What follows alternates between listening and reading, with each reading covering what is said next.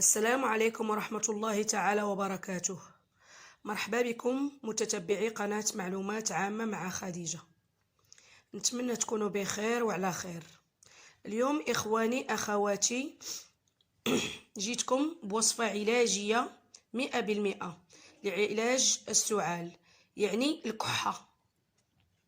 الناس اللي كيعانيوا من الكحة واللي عندهم الصدر عامر، اليوم جبت لكم وصفة سهلة وفعالة بمكونين اللي هما زيت الزيتون والكمون.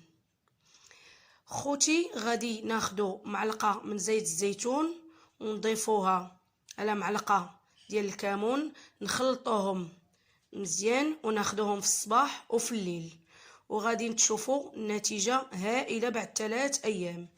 نتمنى تجربوا هذه الوصفة وردوا عليا، اكيد غادي تبان لكم النتيجة من بعد 3 أيام، وبالشفاء العاجل ان شاء الله.